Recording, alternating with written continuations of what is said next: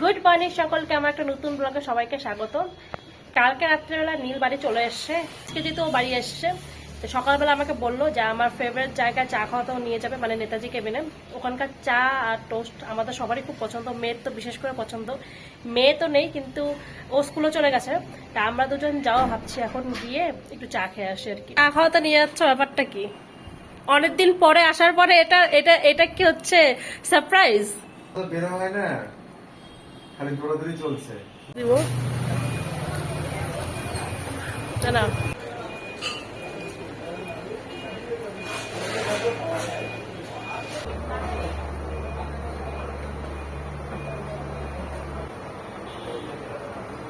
Complete হয়ে গেছে রান্না। এদিকে ঢেলেও নিয়েছি, পাতলা করে একটু ঝোল করে নিয়েছি, কারণ যা গরম পড়েছে এর মধ্যে কষা টসা কিচ্ছু খাওয়া যাবে না, পাতলা মাংসের ঝোলই কিন্তু বেস্ট।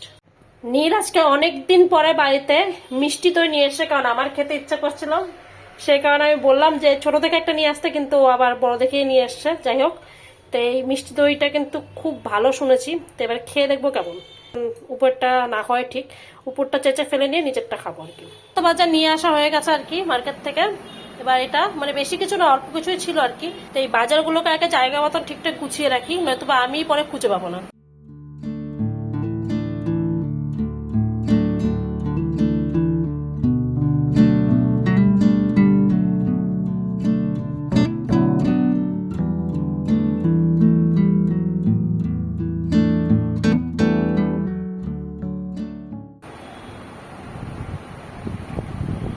যা গরম পড়ছে এর মধ্যে কিন্তু প্রচুর প্রচুর জল কিন্তু খেতে হবে।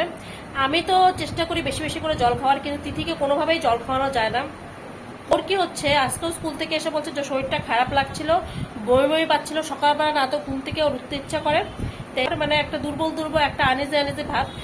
আর মাঝে মাঝে মানে, আর হঠাৎ করে এক দুই দিন ও বমিও করেছে স্কুলে আর কি, বাসের মধ্যে।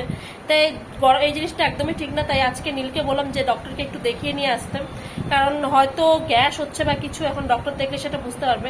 তো নীল তো নিয়ে গেছে তিথিকে, এবার দেখি ডক্টর কি বলে। সকালবেলার দিকে তো ভাত খেয়ে যায়, তবুও কেন গ্যাস হচ্ছে আমি জানি না, হয়তো জল কম খাওয়ার জন্য বা ঘুম কম হওয়ার জন্য। তো এবার আসলেই বোঝা যাবে আর কি। কিন্তু প্রচুর পরিমাণে যাদের যাদের বাড়িতে বাচ্চা আছে তাদেরকে জল খাওয়ানোর চেষ্টা করো। আমি তো বাচ্চাকে প্রচুর জল খাওয়ানোর চেষ্টা করে যাচ্ছি আর কি। ডক্টর কি বললো? ডক্টর বললেন যে স্ক্রিন টাইম কমিয়ে দিতে, মানে ও যে মোবাইল দেখছে প্রতিদিন, ঠিক আছে, সেটা কমিয়ে দিতে, সেটাকে পারলে বন্ধ করতে। গ্যাসের ওষুধ দিয়েছে আর ওআরএস খেতে বলেছেন 7 দিন আর কি।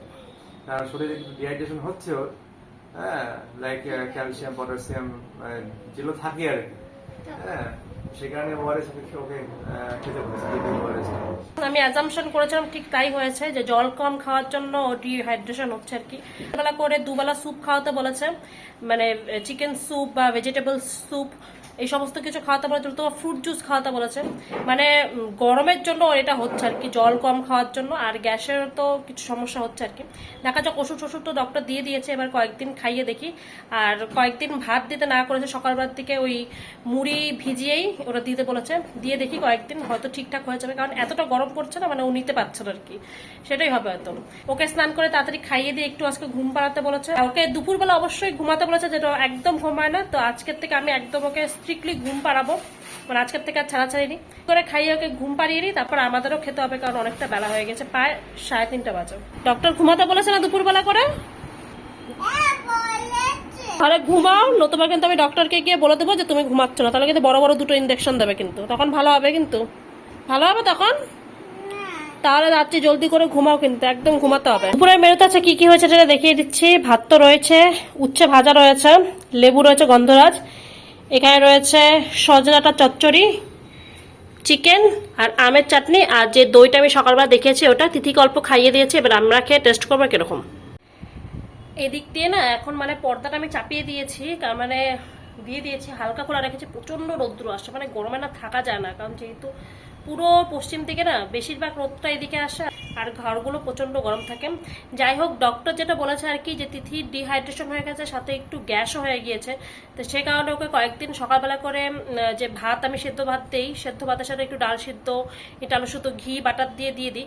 তো সেটা কয়েকদিন অফ রাখতে বলেছে, 2-3 দিন অফ রাখতে বলেছে। তার বদলে মুড়ি ভেজানো বা চিড়ে ভেজানো লবণ চিনি দিয়ে সেটা খেতে দিতে বলেছে, কারণ পেটটা ঠিক হওয়া দরকার। বেশি করে জল খেতে বলেছে, আর দুপুরবেলা করে অবশ্যই ঘুমাতে বলেছে, আর ফোনটা দেখতে একদম না করে দিয়েছে। যাই হোক, এই সমস্ত কথাগুলো মানতে হবে। ওকে খাইয়ে দিয়ে তো ঘুম পাড়িয়ে দিয়েছি, আমাদেরও খাওয়া দাওয়া হয়ে গেছে, নীলও একটু রেস্ট নিচ্ছে। দইটা যেটা এনেছিল, যার কাছ থেকে নীল শুনে দইটা আনুক না কেন, দইটা ব্যাপক খেতে ছিল, একদম পুরো ক্ষীর কিন্তু খেতে ছিল, খুব টেস্টি ছিল। নীলেরও প্রচন্ড ভালো লেগেছে, আর আমার তো ভালো লেগেইছে। আমি বেশি খেতে পাইনি, কারণ না এই ক্ষীর দইগুলো প্রচন্ড পরিমাণে মিষ্টি হয়, তো মুখ মানে বেশি খাওয়া যায় না, অল্প একটু খেলেই গা গুলাতে থাকে। তো আমি একটু অল্প একটু খেয়েছি আর কি। ফ্রিজে রাখা আছে, যদি পরে ইচ্ছা তাহলে খাবো। আর আমি তো দুপুরবেলা ঘুমাই না, তো ভাবছি যে একা একা বসে বসে কি করবো, তার থেকে কিছু নিজের কাজ করা যাক আর কি। আমার কিছু কয়েকটা কাজ পেন্ডিং আছে, তো ঘরের কাজ আর কি, তো সেগুলো আর কি ভাবছি কমপ্লিট করে নিই। আচ্ছা, এখন যাচ্ছি নাচের স্কুলে, কারণ আজকে রিহার্সাল আছে আবার, কারণ ফাইনাল রিহার্সাল আজকে হবে, তারপরে স্টেজ রিহার্সাল হবে। তো স্কুলে তো আজকে রিহার্সাল হবে ফাইনাল, তো সেজন্য আজকে যেতেই হবে। তো সেটাই আর কি, যাচ্ছি এখন। দেরি হয়ে গেছে অনেকটাই, ঘুম থেকে উঠতে যাচ্ছিল না তিথি।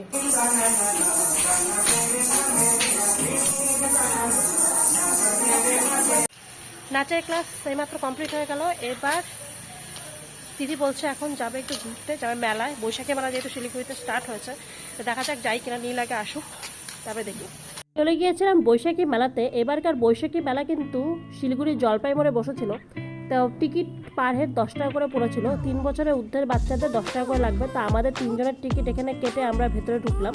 ভেতরে গিয়ে প্রথমে যে দোকানটা পছন্দ হলো সেটা হচ্ছে এইটা, যেটা রাজস্থান থেকে এসেছিল। বিভিন্ন ধরনের ফুলের টপ, প্লেট, বাটি, কাপ ছিল, বেশ পছন্দ হচ্ছিল জিনিসগুলো, কিন্তু প্রচণ্ড দাম ছিল দেখে নেওয়া হয়নি। তারপরে যে দোকানগুলো মেলাতে সাধারণত বসে থাকে, কাপ প্লেটের দোকান, বিভিন্ন কাচের জিনিসও বসেছিল, কিন্তু আমার কয়েকটা গ্লাস আর কাপ পছন্দ হয়েছিল, কিন্তু আমি আর নিলাম না, কারণ রিসেন্টলি আমি কয়েকটা গ্লাস নিয়েছিলাম, তো ভাবলাম আর নেওয়ার দরকার নেই। তিথি এখানে নিজের খেলনার কয়েকটা জিনিস দেখছিল, আমার এই কাপটা বেশ পছন্দ হয়েছিল। আর মেলায় সাধারণত যে সমস্ত দোকান বসে আর কি, সবই বসেছিল। বিভিন্ন ধরনের রাইড ছিল, বাচ্চাদের খেলার বিভিন্ন জায়গাও ছিল। তো তোমরা দেখে নাও এবারকার বৈশাখী মেলা কেমন বসলো।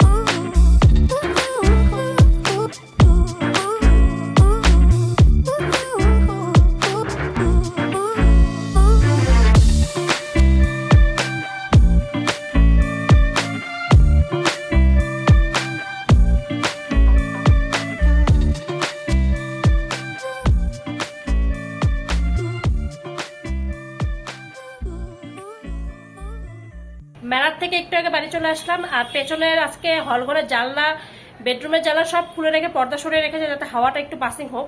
প্রচন্ড গরম লাগছে ঘরের মধ্যে। বাইরে তো স্কুটি করে আসলাম, একটু হাওয়া হাওয়া ছিল, ঘরে এসে আবার যেই কে সেই গরম।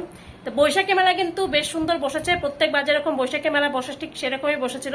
আর বৈশাখী মেলা কিন্তু এই রাইডগুলোর জন্য বেশি বিখ্যাত। তো প্রত্যেকটা রাইডই বসেছে আর কি, বেশিরভাগ রাইডই ছিল।